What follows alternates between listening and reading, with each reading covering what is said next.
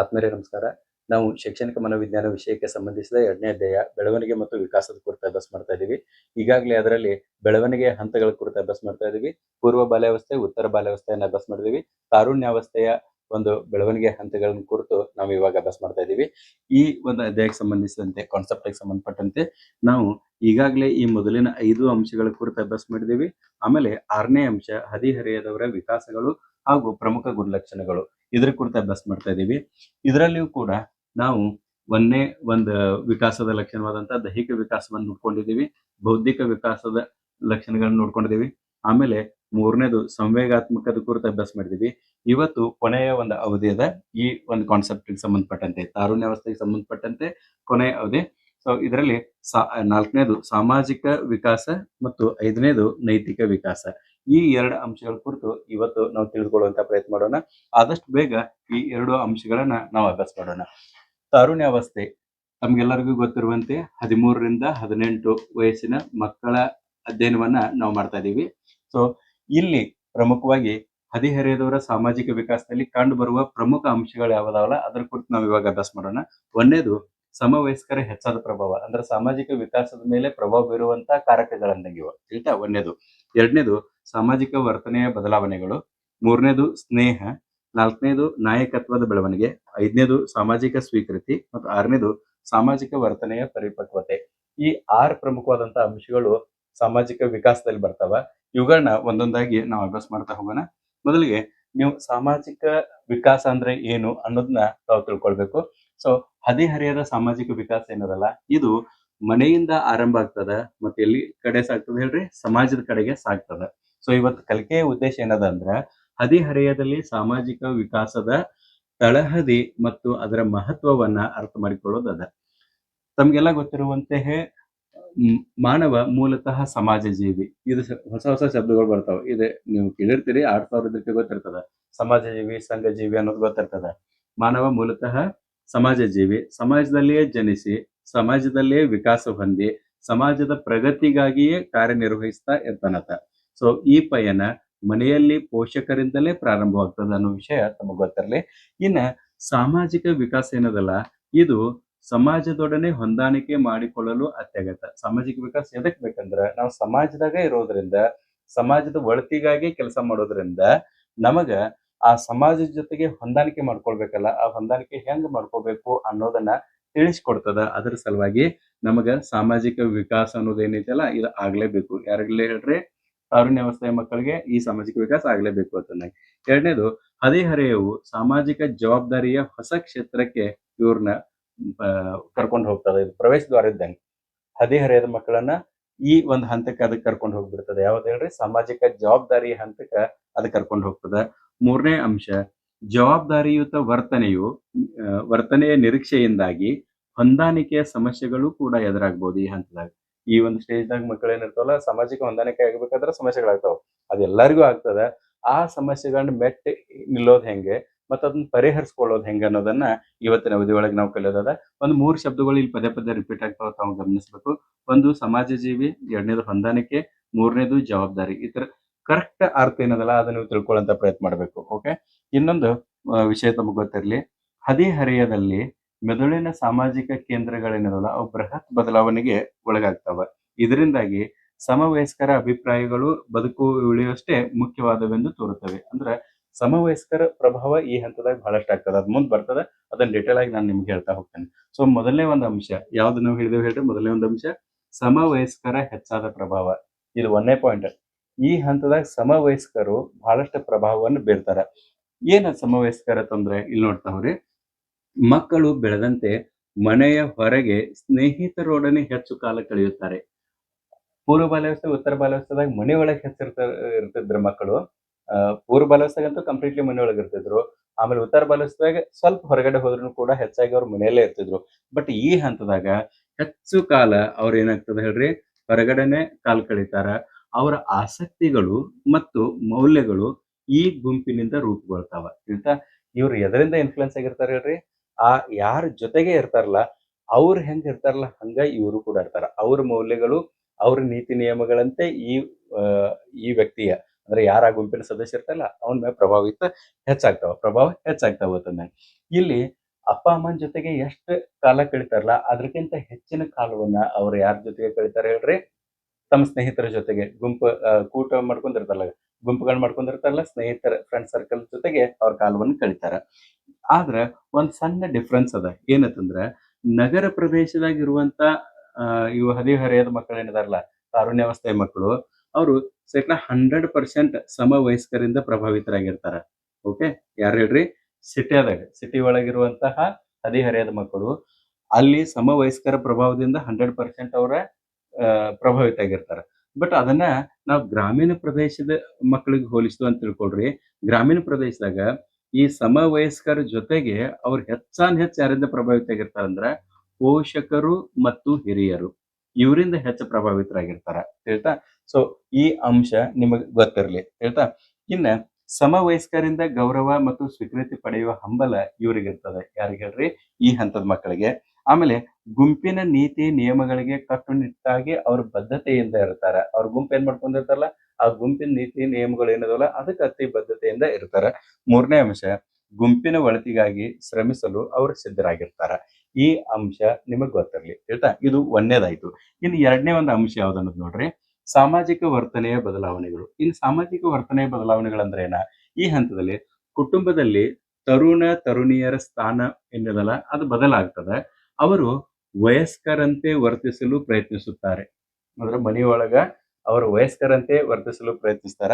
ಮತ್ ಪೋಷಕರು ಕೂಡ ಏನ್ ಮಾಡ್ತಾರಂದ್ರ, ಪೋಷಕರು ಹೆಚ್ಚಿನ ಜವಾಬ್ದಾರಿಯನ್ನು ಅವ್ರಿಗೆ ನೀಡ್ತಾರ. ಫಾರ್ ಎಕ್ಸಾಂಪಲ್, ಮನೆಯೊಳಗ ಮೊದಲು ಹೇಳದೇ ಇರುವಂತ ಕೆಲಸಗಳನ್ನ ಇವ್ರ ಮೇಲೆ ಹಾಕ್ತಾರ ಕೆಲಸಗಳನ್ನ. ಈ ಕೆಲಸ ನೀನೇ ಮಾಡು.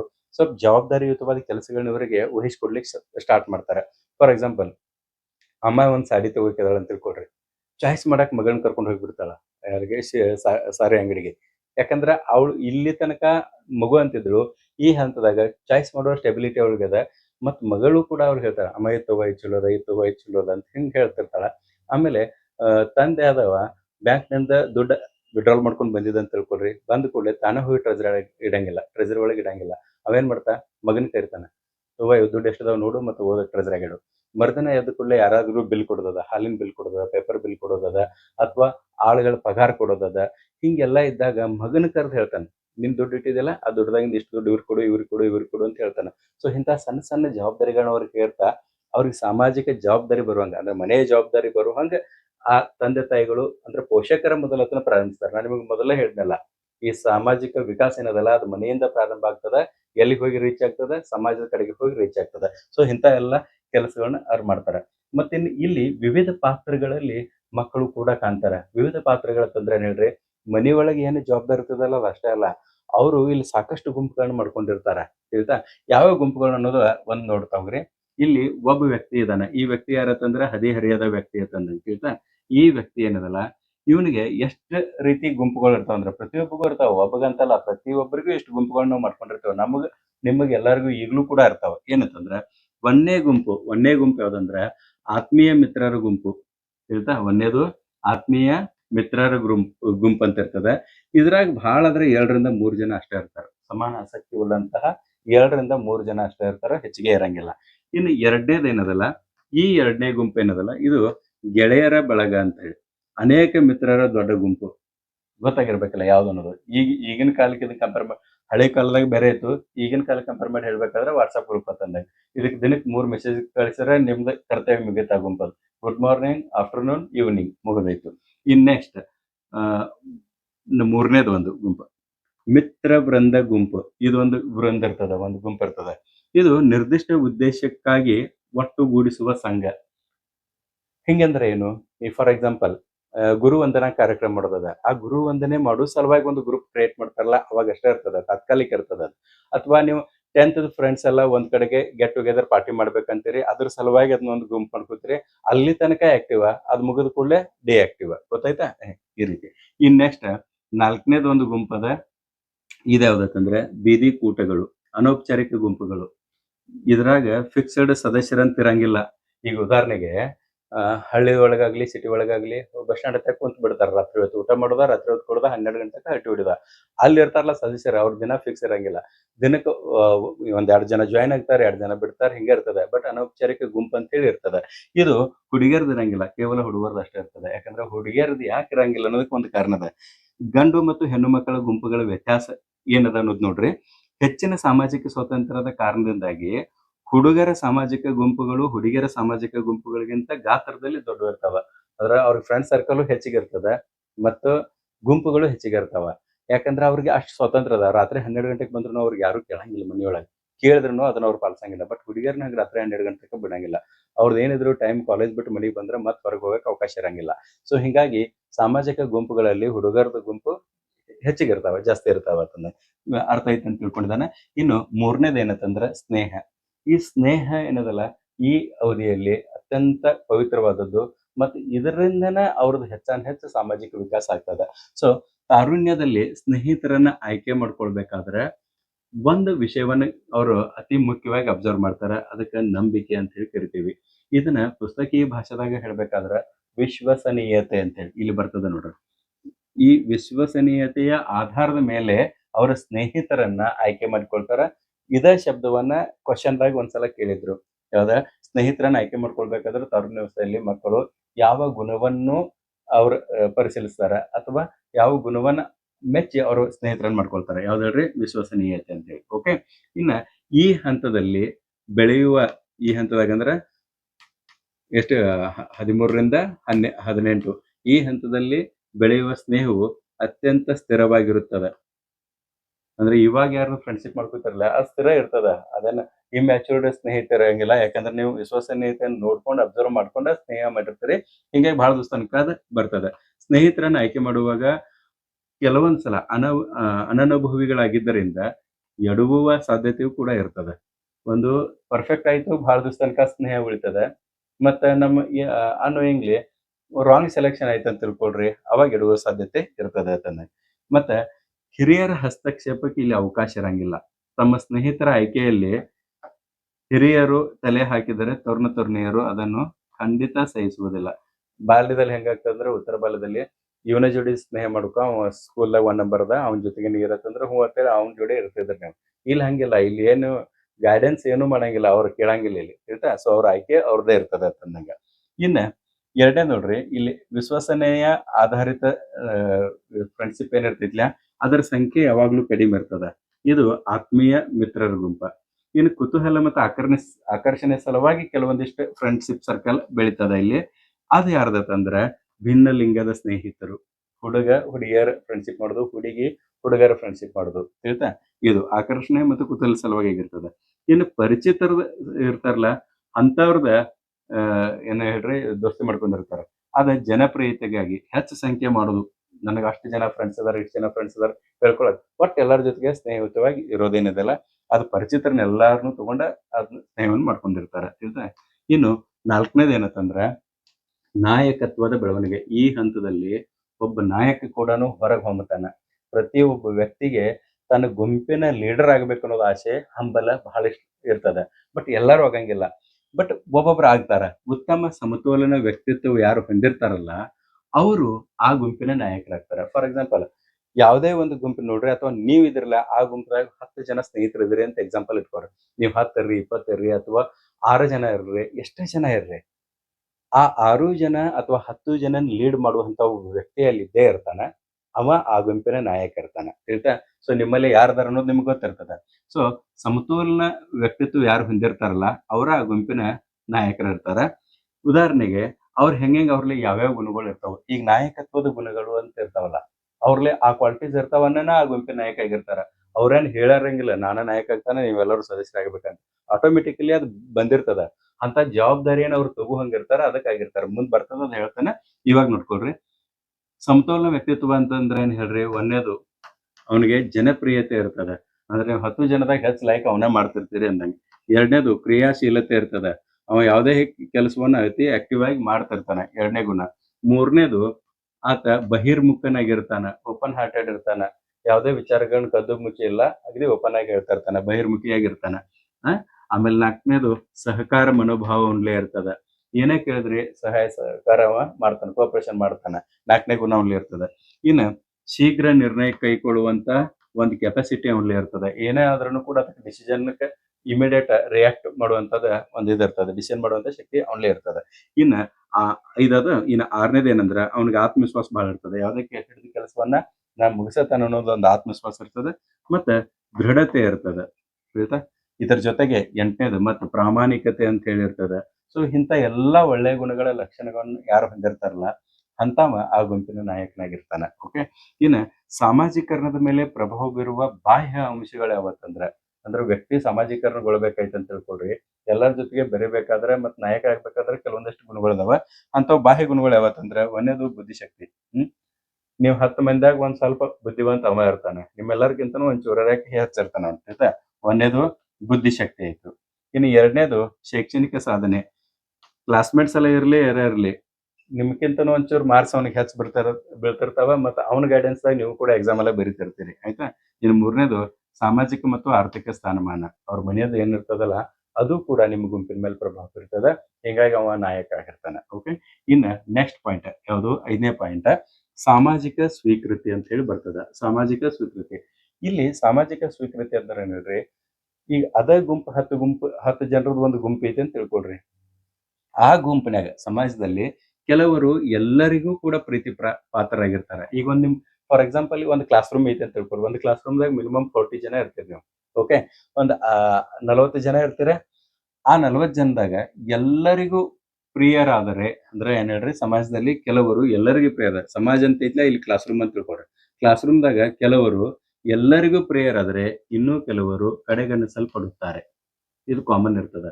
ಒಂದು ಕ್ಲಾಸ್ ರೂಮ್ದಾಗ 40 ಜನರ ಕ್ಲಾಸ್ ರೂಮ್ ಇದ್ರೆ ಅದ್ರಾಗ ಕೆಲವೇ ಜನರು ಒಂದು 5ರಿಂದ 6 ಜನ ಎಲ್ಲರಿಗೂ ಪ್ರೀತಿ ಪಾತ್ರರಾಗಿರ್ತಾರೆ. ಎಲ್ಲರೂ ಲೈಕ್ ಮಾಡ್ತಿರ್ತಾರ ಅವ್ರನ್ನ. ಮತ್ತೆ ಇನ್ನು ಕೆಲವು ಜನ ಇರ್ತಾರ ಒಂದ್ 2-3 ಮಂದಿ ಅವ್ರನ್ನ ಯಾರೂ ಲೈಕ್ ಮಾಡ್ತಿರಂಗಿಲ್ಲ. ಅವ್ರು ನಿರಾಕರಿಸಲ್ಪಡುತ್ತಿರ್ತಾರ. ಇನ್ನ ಇದಕ್ಕೆ ನಾವು ಏನ್ ಕೇಳ್ತೇವೆ ಅಂತಂದ್ರೆ, ಇದು ಸಮಾಜ ಮಿತಿ ತಂತ್ರದಾಗ ಹೇಳುವಾಗ ಇದು ಕ್ಲಿಯರ್ ಆಗಿ ಬರ್ತದ. ಏನಂತಂದ್ರ ಯಾರು ಲೈಕ್ ಆಗ್ತಾರಲ್ಲ ಎಲ್ಲರಿಗೂ ಲೈಕ್ ಆಗೋರ್ಗೆ ಸ್ಟಾರ್ಸ್ ಅಂತ ಹೇಳ್ಕಿರ್ತಾರೆ. ತಾರೆಗಳು ಅಂತ ಹೇಳಿ ಕನ್ನಡನ್ಯಾಗ ಸ್ಟಾರ್ಸ್ ಅಂತ ಹೇಳ್ಕಿರ್ತಾರೆ. ಆಮೇಲೆ ಯಾರು ಲೈಕ್ ಆಗಂಗಿಲ್ಲ ಅವ್ರನ್ನ ಐಸೋಲೇಟ್ಸ್ ಅಂತ ಹೇಳ್ಕಿರ್ತಾರೆ. ಕನ್ನಡನ್ಯಾಗ ಒಂಟಿಗಳು ಅಂತ ಹೇಳಿ. ಒಂಟಿಗಳು ಒಬ್ರೇ ಇರೋದು ಅಂತಂದಂಗೆ. ಅವ್ರು ಯಾರು ಕೂಡ ಅವ್ರಿಗೆ ಇದಿರಂಗಿಲ್ಲ ನೋಡ್ರಿ, ಗುಂಪಿನಾಗ ಇರಂಗಿಲ್ಲ. ಸಪ್ರೇಟ್ ಇರ್ತಾರು, ಒಬ್ಬಂಟಿಯಾಗಿ ಇರ್ತಾರ. ಇನ್ನು ಸ್ಟಾರ್ ಇರ್ಲಿ ಅಥವಾ ಒಬ್ಬಂಟಿ ಇರ್ಲಿ ಅವ್ರ ಗುಣಲಕ್ಷಣಗಳು ಹೆಂಗಿರ್ತಾವ ಅನ್ನೋದು ನೋಡ್ರಿ. 4 ಗುಣಲಕ್ಷಣಗಳನ್ನ ಹೇಳ್ತಾನೆ. 1ನೇದು ಸ್ಥಿತಿ, ಯಾವ ರೀತಿ ಸ್ಥಿತಿ ಇರ್ತದೆ. 2ನೇದು ಅವ್ರ ಸ್ವಭಾವ ಹೆಂಗಿರ್ತದೆ. 3ನೇದು ಅವ್ರದ್ದು ಆಸಕ್ತಿ ಹೆಂಗಿರ್ತದೆ. 4ನೇದು ಅವ್ರ ಮನೋಭಾವ ಹೆಂಗಿರ್ತದೆ. ಹೇಳ್ತಾ ಇಲ್ಲಿ ನೋಡ್ರಿ ಸ್ಥಿತಿ. ಸ್ಟಾರ್ಸ್ ಯಾರು ಇರ್ತಾರಲ್ಲ ಅವ್ರ ಸ್ಥಿತಿ ಹೆಂಗಿರ್ತದೆ ಅಂದ್ರೆ ಎಲ್ಲರ ಪ್ರೀತಿ ವಿಶ್ವಾಸಗಳಿಗೆ ಪಾತ್ರರಾಗಿರ್ತಾರ. ಮತ್ತು ಒಂಟಿಗಳಿದ್ರೆ ಕಡೆಗಣಿಸಲ್ಪಟ್ಟವರು, ನಿರಾಕರಿಸಲ್ಪಟ್ಟವರು ಇರ್ತಾರ. 2ನೇ ಸ್ವಭಾವ ಹೆಂಗಿರ್ತದ ಅಂದ್ರೆ ಇಲ್ಲಿ ಮುನ್ನುಗ್ಗುವ ಸ್ವಭಾವ, ಧೈರ್ಯ. ಇವ್ರು ಎಲ್ಲದಕ್ಕೂ ಲೀಡ್ ಮಾಡ್ತಿರ್ತಾರ. ಹೇಳ್ತಾ ಇಲ್ಲಿ ಸಮಾಜದಿಂದ ವಿಮುಖರು ಅಂತಂದಂಗೆ. ಹೇಳ್ತಾ ಸಮಾಜದಿಂದ ವಿಮುಖರು ಇರ್ತಾರ. 3ನೇದು ಆಸಕ್ತಿ. ವಸ್ತುಗಳಿಗಿಂತ ವ್ಯಕ್ತಿಗಳೆಂದರೆ ಇವ್ರಿಗೆ ಹೆಚ್ಚು ಇಷ್ಟ. ಹಿಂಗಾಗಿ ಆ ಗುಂಪಿನ ನಾಯಕ ಆಗಿರ್ತಾರ. ಇವರು ಹಗಲುಗನಸು ಕಾಣೋರು ಇರ್ತಾರ. ಆಮೇಲೆ ಮನೋಭಾವ ಹೆಂಗೈತಂದ್ರೆ ಸಮಕಾಲೀನ ರೀತಿ ನೀತಿ ಒಪ್ಪುವಂತವ್ರು ಇರ್ತಾರೆ. ಏನ್ ನಡೆದ ಸಮಾಜದಾಗ ಅದನ್ನೆಲ್ಲ ಒಪ್ಕೊಂಡು ಅದರಂತೆ ಮುನ್ನಡೆಯುವಂತ ಗುಣ ಇರ್ತದೆ. ಇವರು ಆತ್ಮ ನಿರಾಕರಣೆ ಅಥವಾ ಸದಾ ಅಸುಖಿಗಳು. ಕಾಯಂ ದುಃಖದಾಗ ಇರ್ತಾರೆ. ಎದಕ್ಕೆ ಖುಷಿ ಆಗಂಗಿಲ್ಲ ಅವ್ರು. ಅಂತ ಗುಣಗಳು ಇವ್ರು ಹೊಂದಿರ್ತಾರೆ. ಗೊತ್ತಾಯ್ತಾ. ಸೊ ಮಾನಸಿಕ ಒಳನೋಟ ಇದರಿಂದ ಒಂದ್ ಏನ್ ಕಲಿಬೇಕಂದ್ರೆ ಶಿಕ್ಷಕರಾದವರು ಯಾರು ಒಂಟಿಗಳು ಇರ್ತಾರಲ್ಲ ಸಾಮಾಜಿಕ ತಿರಸ್ಕಾರದಿಂದ ತಪ್ಪಿಸಿಕೊಳ್ಳುವ ಸಲುವಾಗಿ ಅವರು ಹಗಲುಗನಸಿನಲ್ಲಿ ತಮ್ಮ ಶಕ್ತಿ ಸಾಮರ್ಥ್ಯಗಳನ್ನ ವಹಿಸ್ತಿರ್ತಾರ. ಅವ್ರದ್ದ ಒಂದು ಇಮ್ಯಾಜಿನೇಷನ್ ಲೋಕದಾಗ ಅವ್ರು ಬದುಕಿರ್ತಾರ. ಉಳಿದೆಲ್ಲಾರು ಒಂದ್ ಕಡೆ ಇದ್ರ ಅವ್ರು ಒಂದ್ ಕಡೆ ಇರ್ತಾರ ಕ್ಲಾಸ್ನಾಗ. ಗೊತ್ತಾಯ್ತಲ್ಲ. ಹಿಂಗ ಇರ್ತಾರಲ್ಲ ಅಂತವ್ರನ್ನ ಟೀಚರ್ ಆದವ್ರು ಸೂಕ್ಷ್ಮವಾಗಿ ಅಬ್ಸರ್ವ್ ಮಾಡಿ ಅವ್ರನ್ನ ಒಂದ್ 2-3 ಜನರ ಗುಂಪಿನಾಗ ಸೇರಿಸ್ಬೇಕು. ಅಂದ್ರೆ ಅಷ್ಟೇ ಸಾಮಾಜಿಕರಣಗೊಳ್ತಾರ.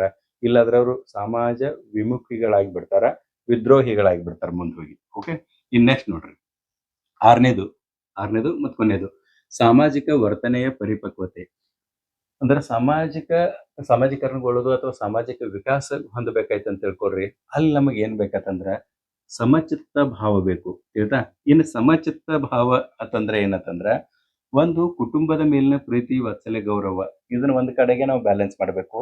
ಇನ್ನೊಂದು ಕಡೆಗೆ ನಾವಿರುವಂತ ಸ್ಥಾನಮಾನ ಮತ್ತು ಕರ್ತವ್ಯದ ಪರಿಜ್ಞಾನ ಇಟ್ಕೊಂಡ ನಾವು ಎರಡೂ ಕಡೆಗೆನ ಮೇಂಟೈನ್ ಮಾಡಿದ್ವಿ ಅಂತ ತಿಳ್ಕೊಳ್ರಿ. ಸಮಾಜ ಅಂದಂಗೆ ಅದು ಮನಿ ಅಂದಂಗ ಬ್ಯಾಲೆನ್ಸ್ ಮಾಡಿದ್ವಿ ಅಂತ ತಿಳ್ಕೊಳ್ರಿ. ಅವಾಗ ಸಾಮಾಜಿಕ ವಿಕಾಸ ಕರೆಕ್ಟ್ ಆಗೈತಿ ಅಂತ ಅಂದಂಗ.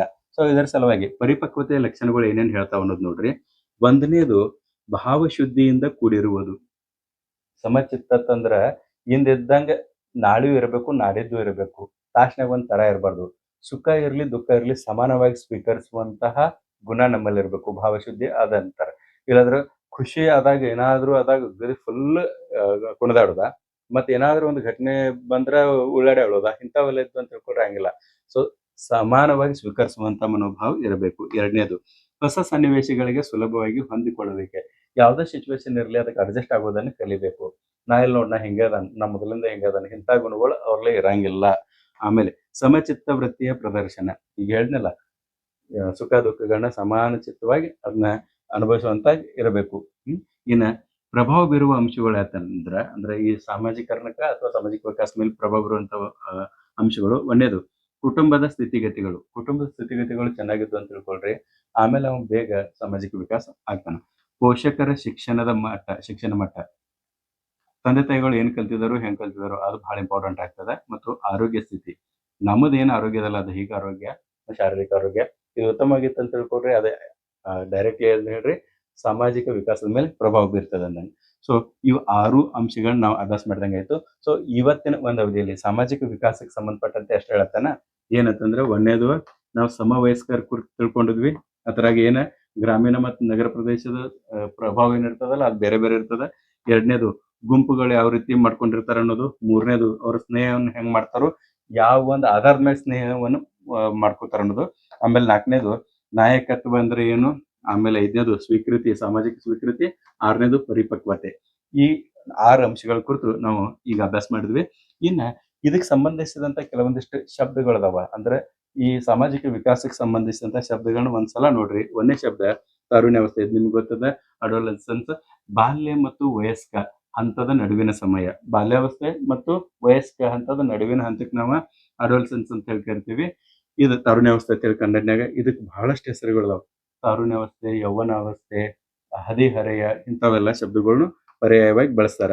ಎರಡನೇದು ಸಮವಯಸ್ಕರು, ಪೇರ್ಸ್ ಗ್ರೂಪ್ ಅಂತ ಹೇಳಿ ಕರಿತೀವಿ ನಾವು. ಪೇರ್ಸ್ ಅಂತ ಒಂದೇ ವಯಸ್ಸಿನ ಅಥವಾ ಸ್ಥಾನದ ಸ್ನೇಹಿತರು ಅಂತಂದಂಗೆ. ಮೂರನೇದು ವಿಶ್ವಸನೀಯತೆ, ಟ್ರೂತ್ ವರ್ದಿನೆಸ್ ಅಂತ ಹೇಳಿ ಕರಿತೇವೆ. ನಂಬಿಕೆಗೆ ಅರ್ಹವಾಗಿರುವುದು ಅಂತಂದಂಗೆ. ಫ್ರೆಂಡ್ಶಿಪ್ ಮಾಡ್ಕೋಬೇಕಾದ್ರೆ ಇದು ಬಹಳ ಇಂಪಾರ್ಟೆಂಟ್ ಇರ್ತದ. ಓಕೆ. ಇನ್ನು ಬಹಿರ್ಮುಖತ್ವ, ಎಕ್ಸ್ಟ್ರೋವರ್ಷನ್ ಅಂತಂದಂಗೆ. ಇತರರೊಂದಿಗೆ ಬೆರೆಯುವ ಮುಕ್ತ ಸ್ವಭಾವ. ಆಮೇಲೆ ಐದನೇದು ಸಮಚಿತ್ತ ವೃತ್ತಿ, ಇದು ಇಕ್ವಿನಿಮಿಟಿ ಅಂತ ಹೇಳಿ ಕರಿತೀವಿ ನಾವು. ಕಷ್ಟ ಸುಖಗಳಲ್ಲಿ ಸಮಾನ ಭಾವನೆ ಮತ್ತು ಸ್ಥೈರ್ಯ ಇರುತ್ತೆ. ಆಮೇಲೆ ಆರನೇದು ಆತ್ಮ ನಿರಾಕರಣೆ ಅಂತ ಹೇಳಿ ಬರ್ತದೆ. ಸೆಲ್ಫ್ ರಿಜೆಕ್ಷನ್, ತನ್ನನ್ನು ತಾನೇ ಕೀಳಾಗಿ ಕಾಣುವುದು. ಇದಕ್ಕೆ ಸೆಲ್ಫ್ ರಿಜೆಕ್ಷನ್ ಅಂತ ಹೇಳಿ ಕರಿತೀವಿ. ಇವ ಪ್ರಮುಖವಾದಂತಹ ಶಬ್ದಗಳದಾವ. ಇನ್ನ ಮುಂದುವರೆದು ನಾವು ವಿಕಾಸದ 5ನೇ ಹಂತ ಯಾವ್ದಂದ್ರೆ ನೈತಿಕ ವಿಕಾಸ. ಇದು ಕೊನೆ ಒಂದು ವಿಕಾಸ ಅದ. ಈಗ ಆಲ್ರೆಡಿ ನಾವು ಇವು 4 ಕೂಡ ಅಭ್ಯಾಸ ಮಾಡಿದೀವಿ. ಇನ್ನ ಕೊನೆಯ ಅಂಶ ಅನ್ನೋದಲ್ಲ, ನೈತಿಕ ವಿಕಾಸದ ಕುರಿತ ನಾವು ತಿಳ್ಕೊಳ್ಳುವಂತ ಪ್ರಯತ್ನ ಮಾಡೋಣ. ನೈತಿಕ ವಿಕಾಸದಲ್ಲಿ ಮುಖ್ಯವಾಗಿ 7 ಅಂಶಗಳು ಬರ್ತಾವ. ಒಂದೇದು ನೈತಿಕತೆಯ ಅರ್ಥ. ನೈತಿಕತೆ ಅಂದ್ರೆ ಏನು ಅದನ್ನ ನಾವು ತಿಳ್ಕೊಳ್ತೀವಿ. ಎರಡನೇದು ವರ್ತನೆಯ ನಿಯಂತ್ರಕಗಳು ಯಾವದಾವ ಅನ್ನೋದು ನೋಡ್ತೀವಿ. ಇದ್ರಾಗ ಒಂದ ಅಂಶ ಬರ್ತದ ಅಂತಃಪ್ರಜ್ಞೆ ಅಂತ ಬರ್ತದ. ಮೂರನೇ ಅಂಶದಾಗ ನಾವು ಅಂತಃಪ್ರಜ್ಞೆಯ ಭಾಗಗಳ ಕುರಿತು ಅಭ್ಯಾಸ ಮಾಡ್ತೀವಿ. ಅದ್ರಾಗ ಎ ದೋಷ ಪ್ರಜ್ಞೆ ಮತ್ತು ಬಿ ನಾಚಿಕೆ ಅಂತ ಹೇಳಿ ಬರ್ತದ. ಆಮೇಲೆ ಸಮಸ್ಯೆಗಳು, ನೈತಿಕ ಸಮಸ್ಯೆಗಳು ಇಲ್ಲಿ 2 ಪ್ರಕಾರಗಳು ಬರ್ತಾವ. ಎ ಶಾಲಾ ಸನ್ನಿವೇಶದಲ್ಲಿ ನೈತಿಕ ವರ್ತನೆಗಳು ಯಾವ ರೀತಿ ಇರ್ತಾವ, ಮತ್ತು ಮನೆಯ ಪರಿಸರದಲ್ಲಿ ಅಥವಾ ಸನ್ನಿವೇಶದಲ್ಲಿ ನೈತಿಕ ವರ್ತನೆಗಳು ಯಾವ ರೀತಿ ಇರ್ತಾವ ಅನ್ನೋದು ಅಭ್ಯಾಸ ಮಾಡ್ತೀವಿ. ಐದನೇದು ಪರಿಹಾರಗಳು, ಸಮಸ್ಯೆಗಳು, ನೈತಿಕ ಸಮಸ್ಯೆಗಳು ಯಾವಾಗ ಉಂಟಾಗ್ತಾವಲ್ಲ ಅದಕ್ಕೆ ಪರಿಹಾರ ಏನಂದ ಅನ್ನೋದ. ಆಮೇಲೆ 6ನೇ ಅಂಶ ವಿಲೋಪನ ಅಥವಾ ಬಾಲಾಪರಾಧ. ಯಾಕೆ ಈ ಹಂತದಾಗ ಹೆಚ್ಚು ಬಾಲಾಪರಾಧಗಳು ನಡೀತಾವ ಅನ್ನೋದು ನೋಡ್ತೀವಿ. ಆಮೇಲೆ 7ನೇದು ಸಾರ್ವತ್ರಿಕ ನೈತಿಕ ತತ್ವಗಳು. ಈ 7 ಅಂಶಗಳ ಕುರಿತು ನಾವು ಇವಾಗ ಅಭ್ಯಾಸ ಮಾಡೋಣ. ಸೊ ನಿಮಗ್ ಗೊತ್ತಿರಲಿ, ಹದಿಹರೆಯದಲ್ಲಿ ನೈತಿಕ ವಿಕಾಸ ಏನದಲ್ಲ ಅದು ಬಾಲ್ಯದ ನಿಯಮಗಳಿಂದ ಸ್ವಯಂ ನಿಯಂತ್ರಣದತ್ತ ಸಾಗ್ತದೆ. ಅಲ್ಲಿ ಸಾಮಾಜಿಕ ವಿಕಾಸ ಮನೆಯಿಂದ ಆರಂಭವಾಗಿ ಸಮಾಜದ ಕಡೆಗೆ ಹೋದ್ರೆ, ಇಲ್ಲಿ ನೈತಿಕ ವಿಕಾಸ ಬಾಲ್ಯದಿಂದ ಅಂದ್ರೆ ಬಾಲ್ಯದ ನಿಯಮಗಳು ಏನಿರ್ತಾವಲ್ಲ ಆ ನಿಯಮಗಳಿಂದ ಹಿಡಿದು ಸ್ವಯಂ ನಿಯಂತ್ರಣದತ್ತ ಇದು ಸಾಗ್ತಾ ಹೋಗ್ತದೆ. ಇಲ್ಲಿ ಬಾಲ್ಯದ ನೈತಿಕ ಪರಿಕಲ್ಪನೆಗಳ ಮರು ಪರಿಶೀಲನೆ ಆಗ್ತದ. ಒಂದನೇ ಕೆಲಸ ಅಂದ್ರೆ ಬಾಲ್ಯದಾಗ ಏನೇನ ನೈತಿಕ ವಿಕಾಸದಾಗ ಪಾಯಿಂಟ್ಸ್ ಬರ್ತಾವಲ್ಲ, ಕೆಲವೊಂದಿಷ್ಟು ಗುಣಗಳು ಇರ್ತಾವಲ್ಲ ಆ ಗುಣಗಳು ಆ ಹೆಚ್ಚೆಚ್ಚು ಪರಿಸರದ ಇವ್ರದ್ದು ಕುಟುಂಬದ ಪ್ರಭಾವ ಬಹಳಷ್ಟು ಇರ್ತದ. ತಂದೆ ತಾಯಿಗಳು, ಅಜ್ಜ ಅಜ್ಜಿ ಇವರ ಪ್ರಭಾವ ಬಹಳ ಇರ್ತದ ನೈತಿಕ ಅಂಶದ ಮೇಲೆ. ಇಲ್ಲಿ ಆ ಬಾಲ್ಯದ ನೈತಿಕ ಪರಿಕಲ್ಪನೆಗಳ ಮರುಪರಿಶೀಲನೆ ಆಗ್ತದ. ಮತ್ತ ಇಲ್ಲಿ ತನ್ನಷ್ಟಕ್ಕೆ ತಾನು ಯಾವ್ದು ಸರಿ ಯಾವ್ದು ತಪ್ಪು ಅನ್ನೋದು ತಾವು ನಿರ್ಧಾರ ಮಾಡ್ತಾನೆ. ಸಮಾಜದ ನಿರೀಕ್ಷೆಗಳಿಗೆ ತಕ್ಕಂತೆ ಮನೋಭಾವವನ್ನ ತಾನೇ ರೂಪಿಸ್ಕೊಳ್ತಾನೆ ಈ ಹಂತದಾಗ. ಮೂರನೇ ಹಂತದಾಗ ಏನಂದ್ರೆ ಸ್ವಂತ ನೈತಿಕ ಸೂತ್ರಗಳನ್ನ ರಚನೆ ಮಾಡ್ಕೊಳ್ತಾನ. ಈ 3 ಹಂತದಲ್ಲಿ ಅವನ ಪ್ರಯಾಣ ಏನದಲ್ಲ ಅದ ಸಾಗ್ತದ. ಯಾವಾಗ ಹೇಳ್ರಿ, ಸ್ವಯಂ ನಿಯಂತ್ರಣದತ್ತ ಈ 3 ಹಂತಗಳಲ್ಲಿ ಅದು ಸಾಗ್ತಾ ಹೋಗ್ತದ. ಒಂದು ವೈಜ್ಞಾನಿಕ ಸತ್ಯ ನಿಮಗೆ ಗೊತ್ತಿರಬೇಕು. ಏನಂತಂದ್ರ ಮೆದುಳಿನ ಪ್ರೀ ಫ್ರಂಟಲ್ ಕಾರ್ಟೆಕ್ಸ್ ಅಂತ ಹೇಳ್ತಿರ್ತಾರೆ. ಪ್ರೀ ಫ್ರಂಟಲ್ ಕಾರ್ಟೆಕ್ಸ್ ಅಂತ ಹೇಳಿ ಅದು ಹದಿಹರೆಯದಲ್ಲಿ ಅತ್ಯಂತ ವೇಗವಾಗಿ ಬೆಳೆಯುತ್ತಿರ್ತದೆ. ಉದಾಹರಣೆಗೆ ಇದು ಹೋಲ್ ಮಿದುಳದ ಇದ್ರಾಗ ಬಹಳಷ್ಟು ಭಾಗಗಳು ಇರ್ತಾವ.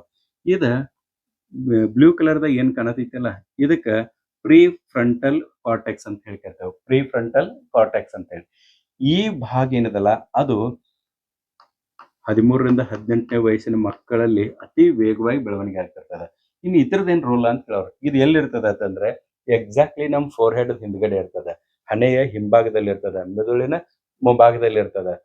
ಇದು ಇಡೀ ಮೆದುಳಿನ ಅತಿ ಸ್ಟ್ರಾಂಗ್ ಪಾಯಿಂಟ್ ಇದು. ಯಾಕಂದ್ರೆ ಅತಿ ಸ್ಟ್ರಾಂಗ್ ಡಿಸಿಷನ್ಸ್ ಏನೇನ್ ಇರ್ತಾವಲ್ಲ ಅವೆಲ್ಲ ಇಲ್ಲಿಂದನೇ ಆಗ್ತಾ ಇರ್ತಾವ. ಇಡೀ ನಮ್ಮ ವರ್ತನೆ ಮೇಲೆ ಕಂಟ್ರೋಲ್ ಇರ್ತದಲ್ಲ ಆ ಕಂಟ್ರೋಲ್ ಎಲ್ಲಾನು ಈ ಭಾಗ ಮಾಡ್ತಿರ್ತದ.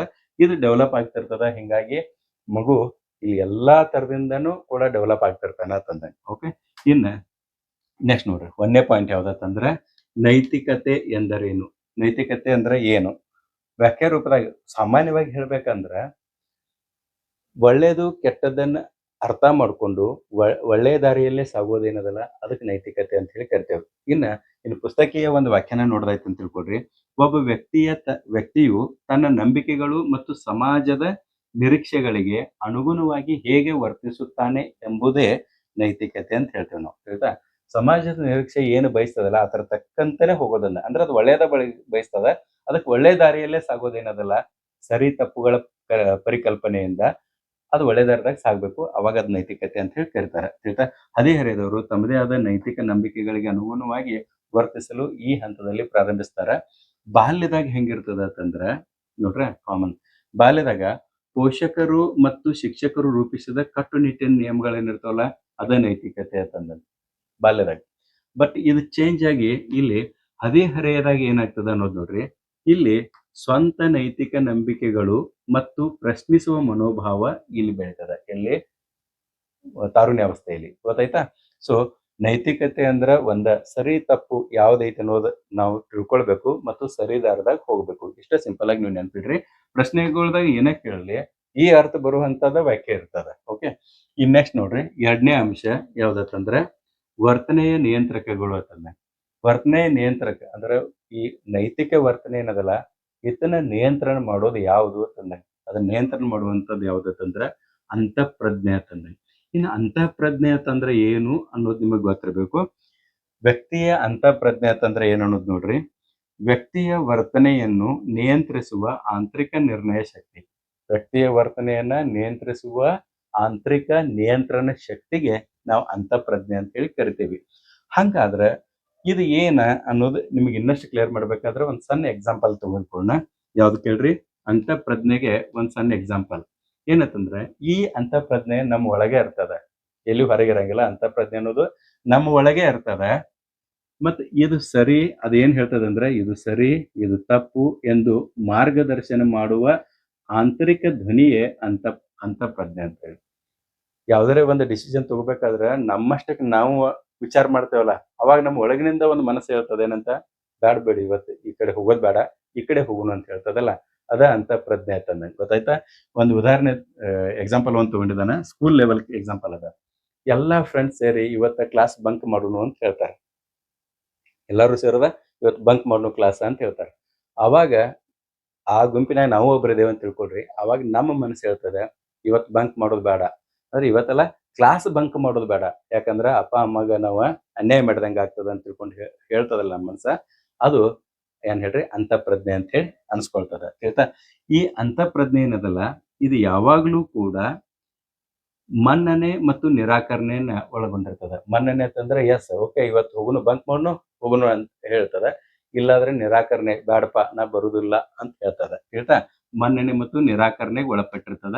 ಮತ್ತ ಯಾವಾಗ ಮನ್ನಣೆಗೆ ಒಳಪಡ್ತದಲ್ಲ ಅದು ಸಾಮಾಜಿಕ ನಿರೀಕ್ಷೆಯನ್ನ ಸ್ಯಾಟಿಸ್ಫೈ ಮಾಡ್ತದ. ಸಮಾಜ ಏನ್ ಬಯಸ್ತದಲ್ಲ ಅದನ್ನ ಇಲ್ಲಿ ಏನ್ ಹೇಳ್ರಿ ಇದು ಬಯಸ್ತದ. ಅದು ಆಯ್ತಾ? ಯಾವುದು ಮನ್ನಣೆ ಅಂತಂದ್ರ ಒಪ್ಪಿಕೊಳ್ಳೋದು ಅಂತಂದಂಗ, ನಿರಾಕರಣೆ ಅಂದ್ರೆ ರಿಜೆಕ್ಟ್ ಮಾಡೋದು ಅಂತಂದಂಗ. ಗೊತ್ತಾಯ್ತಾ?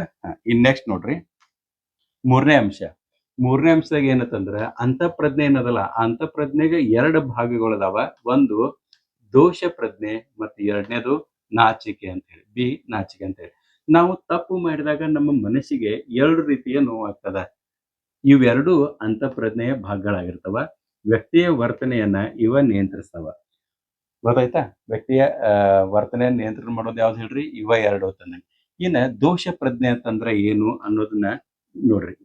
ದೋಷ ಪ್ರಜ್ಞೆ ಮೊದಲನೇದು ಯಾವ್ದು ಹೇಳ್ರಿ? ದೋಷ ಪ್ರಜ್ಞೆ.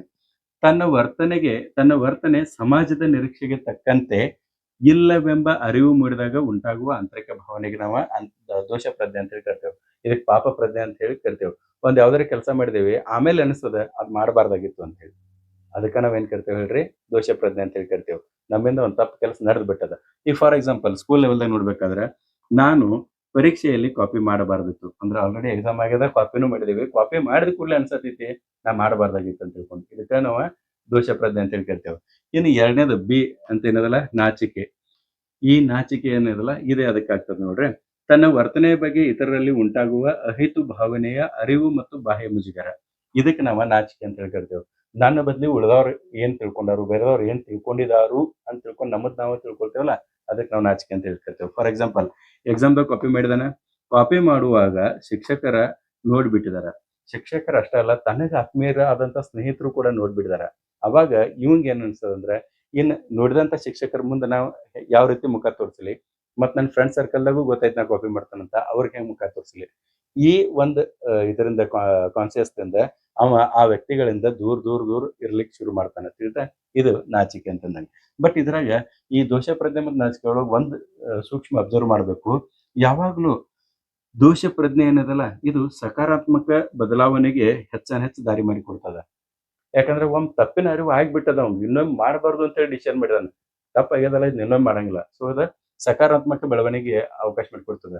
ಬಟ್ ನಾಚಿಕೆ ಅನ್ನೋದು ಇದೆಲ್ಲ ಇದು ಏನ್ ಮಾಡ್ತದೆ ಹೇಳ್ರಿ? ಯಾವಾಗ್ಲೂ ವ್ಯಕ್ತಿಯನ್ನ ಖಿನ್ನತೆಗೆ ತಳ್ಳಿಬಿಡ್ತದೆ. ಬಹಳಷ್ಟು ಖಿನ್ನತೆಗೆ ತಳ್ಳಿಬಿಡ್ತದೆ. ಅದಕ್ಕೆ ಶಿಕ್ಷಕರಾದವ್ರು ಯಾವಾಗ್ಲೂ ಕೂಡ ಏನ್ ಮಾಡ್ಬೇಕು, ಇಂಥ ಸಿಚುವೇಶನ್ ಏನ್ ಮಾಡ್ಬೇಕು ಅನ್ನೋದು ಈ ಟಾಪಿಕ್ ಕೊನೆಯಲ್ಲಿ ನಾನು ಹೇಳ್ತೇನೆ ನಿಮ್ಗೆ. ಓಕೆ, ಇನ್ ನೆಕ್ಸ್ಟ್ ನೋಡ್ರಿ. ಇಷ್ಟು 2 ಆಯ್ತಾ? ಇನ್ನು 4ನೇದು ಇದು ಶಾಲಾ ಸನ್ನಿವೇಶದಲ್ಲಿ ಕಂಡುಬರುವ ನಡವಳಿಕೆಯ ಸಮಸ್ಯೆಗಳು ಅಂತೇಳಿ 4ನೇದು ಏನದಲ್ಲ, ಇದು 2 ರೀತಿ ಅದ. ಅದ್ರಾಗ ಇದು ಶಾಲಾ ಸನ್ನಿವೇಶದಾಗ ಅದ. ಆಯ್ತಾ? 4ನೇದಾಗ ಶಾಲಾ ಸನ್ನಿವೇಶದಲ್ಲಿ ಕಂಡುಬರುವಂತಹ ನಡವಳಿಕೆಯ ಸಮಸ್ಯೆಗಳು. ನೈತಿಕ ವಿಕಾಸದ ಹಾದಿಯಲ್ಲಿ ಗೊಂದಲ ಉಂಟಾದಾಗ ವಿದ್ಯಾರ್ಥಿಗಳು ಶಾಲೆಯಲ್ಲಿ ನಿಯಮಗಳನ್ನು ಉಲ್ಲಂಘಿಸ್ತಾರೆ. ಆಯ್ತಾ? ಯಾವ್ದು ಒಳ್ಳೇದ ಯಾವ್ದು ಕೆಟ್ಟದವ್ರು ಗೊತ್ತಿರಂಗಿಲ್ಲ. ಕೆಲವೊಮ್ಮೆ ಹಂಗ ಮೋಜ್ ಮಜಾಕದಾಗ ಅಂತ ತಪ್ಪುಗಳನ್ನೆಲ್ಲ ಮಾಡ್ಬಿಡ್ತಾರ. ಅವು ಎಲ್ಲ ಸ್ಕೂಲ್ದಾಗ ಮಾಡುವಂತ ತಪ್ಪುಗಳು. ಅವು ಯಾವತ್ತಂದ್ರೆ, ಈಗ for example school warning board ಅಂತ ಇರ್ತದ. ಅದ ಏನಂತಂದ್ರ ಒಂದು ಶಾಲಾ ನಿಯಮಗಳು ಇರ್ತಾವ. ಆ ನಿಯಮಗಳು ಏನ್ ಹೇಳ್ತದಂದ್ರ, ಪಾಯಿಂಟ್ ನಂಬರ್ 1 ಇಲ್ಲಿ ನೋಡ್ರಿ. 1ನೇದು ಏನಂತಂದ್ರೆ ತರಗತಿಯಲ್ಲಿ ಪಿಸುಗುಟ್ಟುವುದು ಮತ್ತು ಕೀಟಲೆ ಮಾಡುವುದು, ಇದು ಮಾಡಬಾರ್ದು ಅಂತ ಹೇಳ್ತದೆ. ಟೀಚಿಂಗ್ ನಡೆದಂತ ಟೈಮ್ದಾಗ, ಪೀರಿಯಡ್ ನಡೆದಂತ ಟೈಮ್ದಾಗ ನೀವು ಅಲ್ಲೆದಲ್ಲೇ ಕಿವ್ಯಾಗ ಮಾತಾಡ್ಬೇಡ್ರಿ. ಮತ್ತ ಏನ್ ಹೇಳ್ರಿ, ಕೆಲವೊಂದು ಕೀಟ್ಲೆ ಮಾಡೋದು, ಅವ್ನ ಮುಂದಿನ ಚಿವುಟೋದು, ಅಲ್ಲೇ ಒಂದು ಪೆನ್ ತಗೊಂಡು ಇನ್ನೊಬ್ಬ ಉಗಿಯೋದು, ಶರ್ಟ್ ಇಂಕ್ ಪೆನ್ ಹಚ್ಕೊಂಡ್ ಕೂಡೋದು, ಇಂಥವೆಲ್ಲ ಮಾಡಿರ್ತಾರಲ್ಲ ಹುಡುಗರ. ಅದನ್ನ ಹೇಳ್ತದ ಏನಂತ, ಇಂಥವೆಲ್ಲ ಕೀಟ್ಲೆಲ್ಲ ಮಾಡಬಾರ್ದು ಅಂತ ಹೇಳ್ತದ. ರೂಲ್ಸ್ ಇರ್ತದ. ಬಟ್ ಅದನ್ನ ಮಾಡ್ತಾರ. ಯಾರು ಮಾಡ್ತಾರ್ರಿ? ಹದಿಹರಿಯದವ್ರು ಇಂಥವೆಲ್ಲ ಹೆಚ್ಚು ಮಾಡ್ತಿರ್ತಾರ. ಎರಡು ಮುಂದ್ ಹುಡುಗಿಯರ್ ಕೂತಿರ್ಕ 2 ಜಡಿ ತಗೊಂಡ್ ಹಿಂದೆ ಗಂಟೆ ಹಾಕಿದ್ದು ಎಕ್ಸಾಂಪಲ್ಸ್ ನಿಮಗ್ ಗೊತ್ತಿರ್ತಾವ. ಇನ್ನು 2ನೇದು ಏನಂತಂದ್ರೆ ಶಿಕ್ಷಕರಿಗೆ ಕಾಟ ಕೊಡುವುದು. ಕ್ಲಾಸ್ ನಡೆದಿರ್ಬೇಕಾದ್ರೆ ಬೋರ್ಡ್ ಮ್ಯಾಗ ಬರೀಬೇಕಾದ್ರೆ ಹಿಂದಿಂದ ಪೇಪರ್ ಒಯ್ಯೋದು, ವಿಮಾನ ಮಾಡಿ ಒಯ್ಯೋದು, ಇಂಥವೆಲ್ಲಾನು ಕೂಡ ಎಕ್ಸಾಂಪಲ್ಗಳು ನಿಮಗ್ ಗೊತ್ತಿರ್ತಾವ. 3ನೇದು ಶಾಲಾ ಮೈದಾನದಲ್ಲಿ ಬಿಡಿ ಸಿಗರೇಟ್ ಸೇದೋದು. ಸಿಟಿಗೆ ಹೆಚ್ಚು ಸಿಟಿ ಹುಡುಗರು ಇಂಥವ್ ಮಾಡ್ತಿರ್ತಾವ. ಮತ್ 4ನೇದು ಯಾವ್ದತ್ತಂದ್ರೆ ಪರೀಕ್ಷೆಗಳಲ್ಲಿ ಅಥವಾ ಇತರೆ ಚಟುವಟಿಕೆಗಳಲ್ಲಿ ವಂಚನೆ ಮಾಡೋದು. ಆಟದಾಗಿರ್ಲಿ, ಎಕ್ಸಾಮ್ಸ್ ಆಗಿರ್ಲಿ ಚೀಟಿಂಗ್ ಮಾಡಿ ಏನಾರ ನಂಬರ್ ತಗೋದಿರ್ತದಲ್ಲ, ಇವೆಲ್ಲಾನು ಕೂಡ ಮಾಡ್ತಾರಲ್ಲ. ಇವೆಲ್ಲ ಏನ್ ಹೇಳ್ರಿ? ಸಮಸ್ಯೆಗಳು. ಎಲ್ಲಿ ಸಮಸ್ಯೆಗಳು ಇವ? ನಡವಳಿಕೆಯ ಸಮಸ್ಯೆಗಳು, ಶಾಲೆಯಲ್ಲಿ ಕಂಡು ಬರುವಂತ ನಡವಳಿಕೆಯ ಸಮಸ್ಯೆಗಳು. ಇನ್ನು ಮುಂದಿಂದ ಮನೆಯ ಪರಿಸರದಲ್ಲಿ ಕಂಡು ಬರುವಂತಹ ಸಮಸ್ಯೆಗಳದಾವ. ಮನೆಯ ಪರಿಸರದಲ್ಲಿ ಯಾವ ಬರ್ತಾವ ಅಂತಂದ್ರೆ ಇದು ನೋಡ್ರಿ. ಮನೆಯ ಸನ್ನಿವೇಶದಲ್ಲಿ ಕಂಡು ಬರುವಂತ ನಕಾರಾತ್ಮಕ ವರ್ತನೆಗಳು ಯಾವತ್ತಂದ್ರ ಒಂದನೇದು ತಂದೆ ತಾಯಿಗಳ ಮಾತು ಮೀರಿ ಹೊರಗೆ ಹೋಗುವುದು ಹೇಳ್ತಿಲ್ಲ. ಬ್ಯಾಡ ಬ್ಯಾಡ ಅಂತಂದ್ರೂ ಕೂಡ ಅವ್ರ ಮಾತು ಮೀರಿ ಹೊರಗಡೆ ಹೋಗೋದು, ರಾತ್ರಿ ಹೊತ್ನಾಗೆಲ್ಲ ಹೋಗೋದು, ಮತ್ತೆ ಲೇಟ್ ಆಗಿ ಮನೆಗೆ ಬರೋದು. ಇದು ಒಂದನೇದು. ಎರಡನೇದು ಯಾವ್ದತ್ತಂದ್ರ ಇದು ಒಂದಾಯ್ತಾ. ಇನ್ನು ಎರಡನೇದು ನೋಡ್ರಿ, ಪೋಷಕರಿಗೆ ಇಷ್ಟವಿಲ್ಲದ ವ್ಯಕ್ತಿಗಳು ಮತ್ತು ಸಂಸ್ಥೆಗಳೊಂದಿಗೆ ಸಂಪರ್ಕ ಬೆಳೆಸೋದು. ಮನೆಯವ್ರು ಎಷ್ಟೇ ಹೇಳಿ ಅವ್ನು ದೋಸ್ತಿ ಮಾಡಬೇಡಪ್ಪ, ಅವ್ನು ಕೆಟ್ಟವದ ಅಂತ ಹೇಳಿದ್ರು ಕೂಡ ಕೇಳೋದ ಅವ್ನ ದೋಸ್ತಿನ ಮಾಡೋದು. ಇದು ಎರಡನೇದು. ಮತ್ತು ಮೂರನೇದು ಯಾವ್ದತ್ತಂದ್ರ ಮೂರನೇದು ಒರಟುತನ. ಒರಟು ಮಾತುಗಳಿಂದ ಒಡ ಹುಟ್ಟಿದವ್ರು ನಿಲ್ಲಿಸೋದು, ಹೆತ್ತವ್ರಿಗೆ ಮತ್ತೆ ತಿರುಗಿ ಮಾತಾಡಿ ಅವ್ರಿಗೆ ನೋವು ಕೊಡೋದು ಇದು. ಆಮೇಲೆ ನಾಲ್ಕನೇದು ಮತ್ತು ಅಂತಿಮ ಯಾವ್ದತ್ತಂದ್ರ ಅತಿರೇಕದ ವರ್ತನೆ. ಮನೆ ಬಿಟ್ಟು ಹೋಗೋದು. ಏನ್ರ ಭಾಳ ಅಂದ್ರೆ ತಿಳ್ಕೊಳ್ರಿ ಮನೆಯವ್ರ, ಅವಾಗ ಮನೆ ಬಿಡೋದ ಯಾರಿಗೂ ಗೊತ್ತಿಲ್ದಂಗೆ ಒಂದ್ 2 ಜೋಡಿ ಅರಿವುಗಳು ತಗೊಂಡು ಎಲ್ತರ ಹೋಗ್ಬಿಡೋದು. ಇಂಥ ಚಟುವಟಿಕೆಗಳು ಏನದವಲ್ಲ ಇವ ಮನೆ ಪರಿಸರದಲ್ಲಿ ಕಂಡು ಬರ್ತಾವ ತಿಳ್ತಾ. ಮತ್ತೆ ಇವೆಲ್ಲಾನು ಕೂಡ ಶಾಶ್ವತ ಇರಂಗಿಲ್ಲ. ಮತ್ತೆ ಈ ಏಜ್ನಾಗ ಅವ್ರಿಗೆ ಆ ಬುದ್ಧಿ ಹಂಗೆ ಇರ್ತದ. ಏಜ್ನಾಗ ಅಂತ ತಪ್ಪುಗಳು ಮಾಡ್ತಾರೆ. ಆಮೇಲೆ ವಯಸ್ಕರ ಆದಂತೆ 18 ವರ್ಷ ಮುಗಿದು ಮುಂದೆ ಹೋಗ್ತದಲ್ಲ, ಆದಂತೆ ಈ ಕೆಟ್ಟ ವರ್ತನೆಗಳು ಮಾಯವಾಗಿ ಸಮಾಜ ರೀತಿ ನೀತಿಗಳಿಗೆ ಅನುಸಾರವಾಗಿ ನಡೆದುಕೊಳ್ಳೋದು ಹೆಂಗ ಅನ್ನೋ ಮನೋಭಾವ ತಾನಾಗೆ ಅಲ್ಲಿ ಬೆಳೆದು ಬರ್ತದೆ ಆಯ್ತಾ. ಅದಕ್ಕೆ ಈ ವಯಸ್ಕರ ಆದ ಕೂಡಲೇ ಮೊದಲೇ ಯಾರ ಮಾತು ಕೇಳಂಗಿಲ್ಲಲ್ಲ ಮನೆಯೊಳಗ ಕಾಯಂ ಇಂಥವ್ ಕೆಲಸಗಳು ಮಾಡ್ಕೊತಿರ್ತಾರೆ. ಯಾರ ಜೋಡಿ ತಿರುಗಾಡ್ಬೇಡ ಅಂತೀವಿ ಅದನ್ನೇ ತಿರುಗಾಡ್ತಾರೆ, ಯಾವ ಕೆಲಸ ಮಾಡ್ಬೇಡ ಅಂತೀವಿ ಅದನ್ನೇ ಮಾಡ್ಕೊತಿರ್ತಾರಲ್ಲ. ಹಿರಿಯರು ಒಂದೇ ಹೇಳ್ತಾರೆ ಅವ್ರಿಗೆಲ್ಲರೂ, ಅವ್ನು ಬೇಗ ಮದುವೆ ಮಾಡ್ರಿ ಸರಿ ದಾರಿಗೆ ಬರ್ತಾನೆ ಆಯ್ತಾ. ಯಾಕಂದ್ರೆ ಅವ್ರ ಅನುಭವದಿಂದ ಆ ಮಾತುಗಳನ್ನ ಹೇಳ್ತಿರ್ತಾರೆ.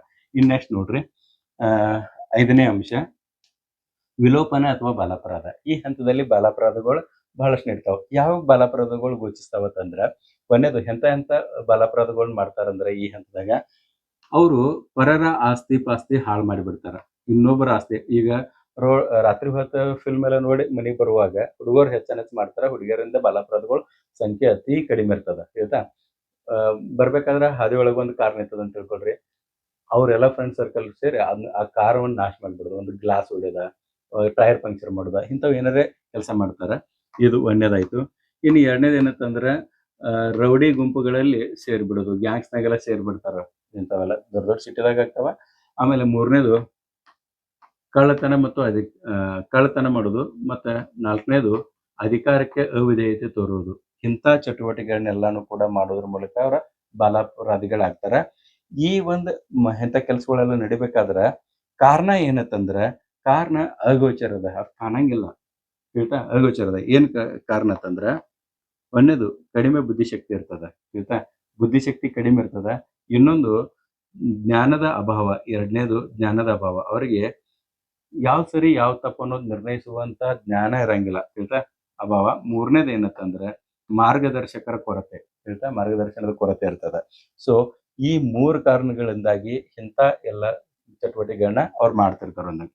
ಸೊ ವಿಶೇಷ ಏನಂತಂದ್ರೆ ಈ ವಿಲೋಪಿಗಳಲ್ಲಿ ಹುಡುಗರ ಸಂಖ್ಯೆಯೇ ಇಲ್ಲಿ ಬಂದದ ನೋಡ, ಹುಡುಗರ ಸಂಖ್ಯೆಯೇ ಅತಿ ಹೆಚ್ಚಿರ್ತದ.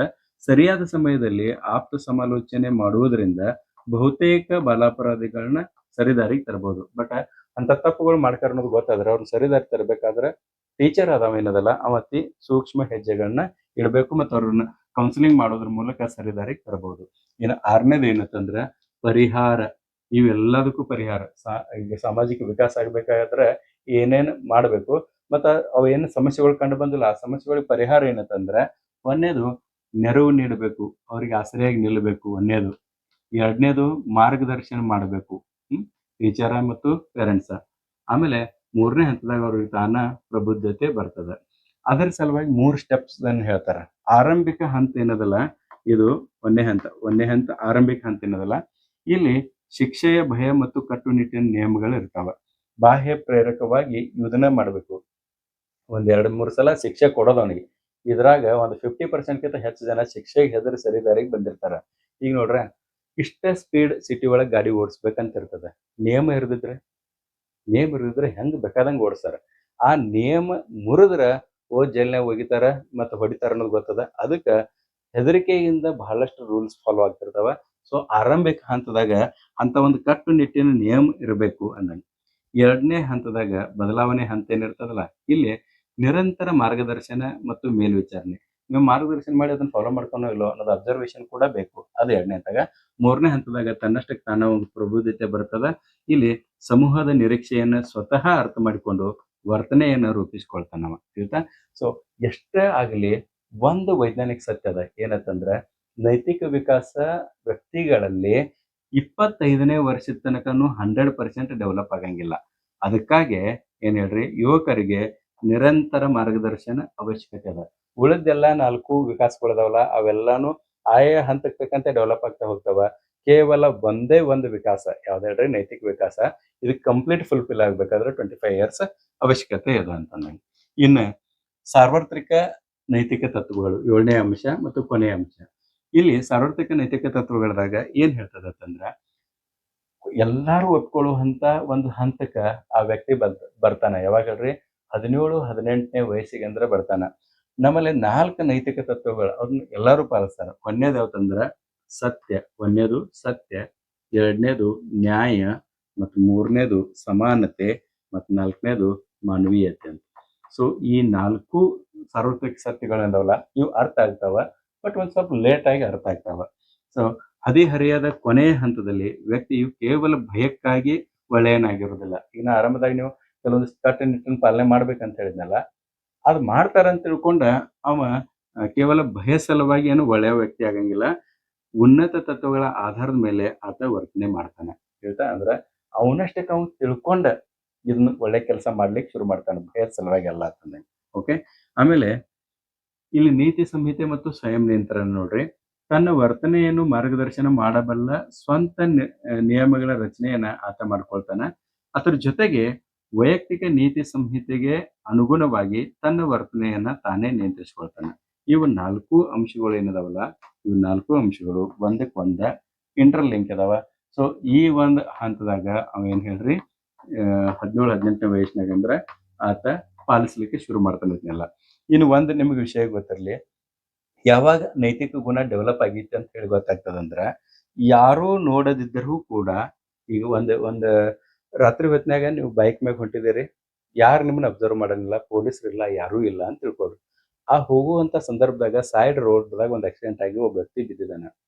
ನೀವು ಉಳ್ದವ್ರು ಯಾರು ನೋಡ್ತಾರಂತಲ್ಲ, ಮತ್ತೆ ಯಾರು ಭಯದಿಂದನೂ ಅಲ್ಲ, ನಿಮ್ಮಷ್ಟಕ್ಕೆ ನೀವು ಆ ವ್ಯಕ್ತಿಯನ್ನು ಹೋದ ಹಾಸ್ಪಿಟಲ್ ಅಡ್ಮಿಟ್ ಮಾಡ್ರಿ ಅಂತ ತಿಳ್ಕೊಡ್ರಿ. ಅದ ನೈತಿಕತೆ. ಅದನ್ನ ಯಾರು ಅಬ್ಸರ್ವ್ ಮಾಡ್ತಾರಂತಲ್ಲ, ಅಥವಾ ನಮಗೆ ಯಾರು ಶಿಕ್ಷೆ ಕೊಡ್ತಾರಂತಲ್ಲ, ಏನೇನೂ ಇಲ್ಲ.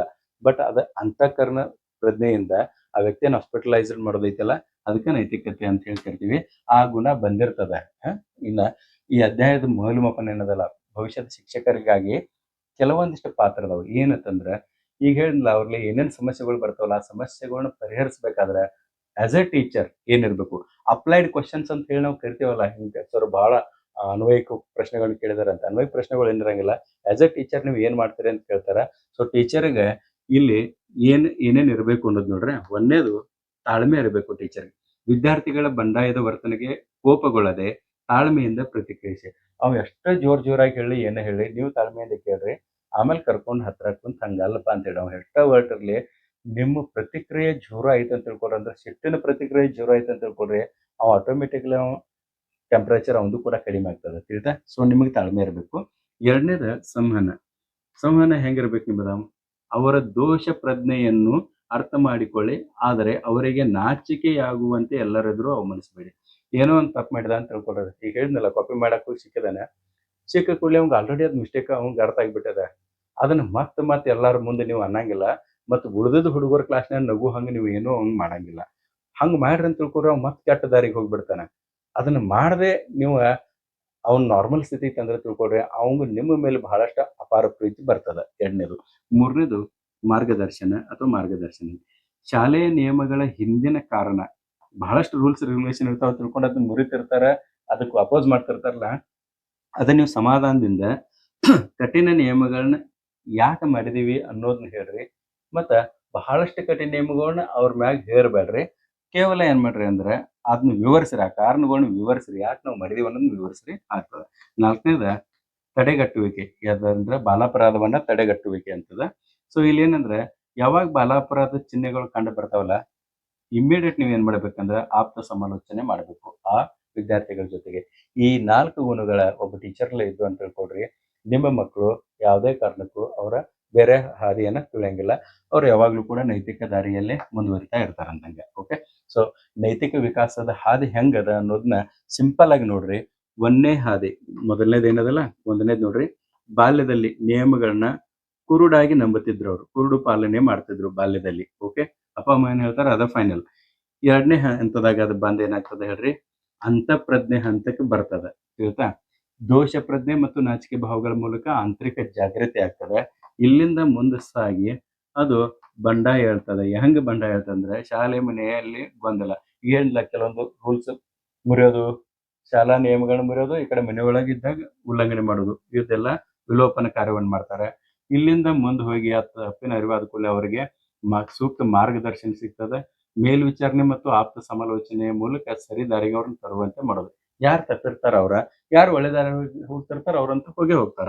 ಇಲ್ಲಿಂದ ನೆಕ್ಸ್ಟ್ ಏನಾಗ್ತದೆ ಅಂದ್ರೆ ಕೊನೆ ಹಂತದಾಗ ಸ್ವಯಂ ನಿಯಂತ್ರಣ ಆಗ್ತದೆ. ಇದು 5ನೇ ಹಂತದಾಗ. ಆಯ್ತಾ?